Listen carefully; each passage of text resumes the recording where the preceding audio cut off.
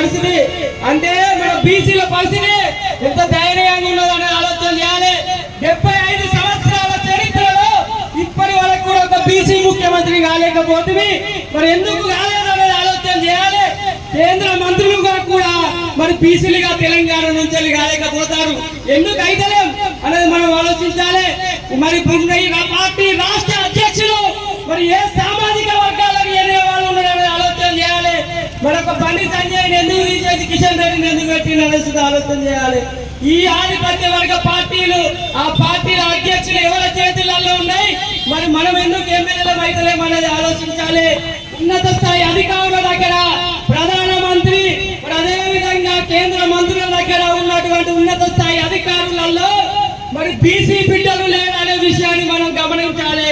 Joint సెక్రటరీలలో cabinet సెక్రటరీల కింద పనిచేసే అధికారులలో మరి బీసీలు లేరు. మరి ఉన్నతమైన న్యాయస్థానాలలో కూడా మరి బీసీలు లేనటువంటి పరిస్థితి ఇక్కడ అధికారంలో లేకపోతుంది.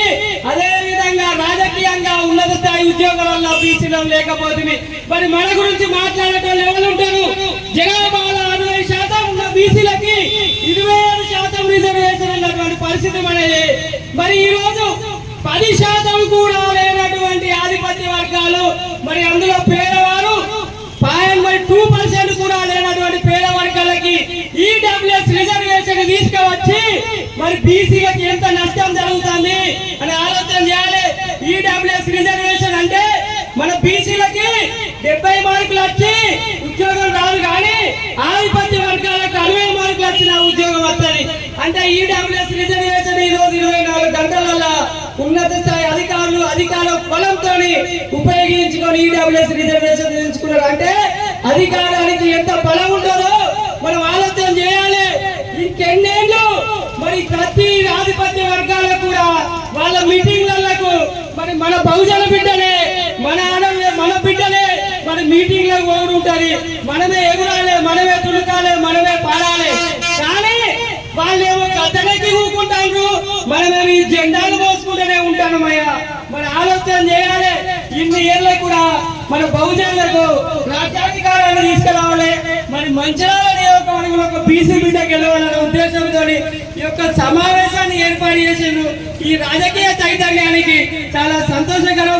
75% మరి ఈ రోజు పద్మశాలి పరిస్థితులు కూడా చాలా దయనీయంగా ఉన్నది.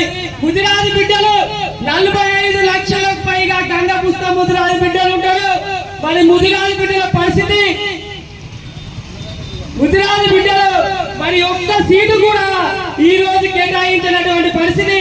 45 లక్షల ముదిరాజులు ఉన్నటువంటి ముదిరాజు బిడ్డలకు కూడా మరి ఎటువంటి దయనీయ పరిస్థితి అంటే మన బలాన్ని మనం తెలుసుకోలేక మరి నియోజకవర్గంలో 2 లక్షల ఓట్లు దాదాపు ప్రతి నియోజకవర్గంలో ఉంటే 10,000 20,000 ఓట్లు లేనటువంటి వాళ్ళేమో 75 ఏళ్ళుగా అధికారంలో కూకుంటే 1,80,000 పైగా ఓట్లు ఉన్నటువంటి ఎస్సీ ఎస్టీ బీసీ మైనార్టీలం మనం ఎందుకు అధికారంలో కూకుంటలేమన్నా ఆలోచన చేయాలి. ఈ రోజు బహుజనులకు రాజ్యాధికారం మరి ఆలోచన చేయాలి. నియోజకవర్గంలో 90% పైగా ఓట్లు మనవి ఉంటాయి. డాక్టర్ బాబాసాహెబ్ అంబేద్కర్ గారు పొలిటికల్ ప్లూరలిజం మాస్టర్ కి అని ఓటుతోనే రాజ్యాధికారం అని చెప్పి ఎన్నికల రాజ్యాధికారం రావాలంటే యుద్ధాలు చేయాలి, మరి ప్రాణాలు అర్పించాలి. కానీ నేను పరద సాటులు అయి మరి ఈ రోజు ఓటేసే అవకాశాన్ని డాక్టర్ బాబాసాహెబ్ అంబేద్కర్ కల్పించింది. కాబట్టి తాయిలాలకు తాత్కాలిక పథకాలకు 5 ఏళ్ళు మనం మధ్య పెడితే మరి ఈ రోజు 5 ఏళ్ళుగా గద్దెలెక్కి ఊపుకుంటారు. అధికారం లేకపోతే మన జాతులు అంతరించిపోతాయా.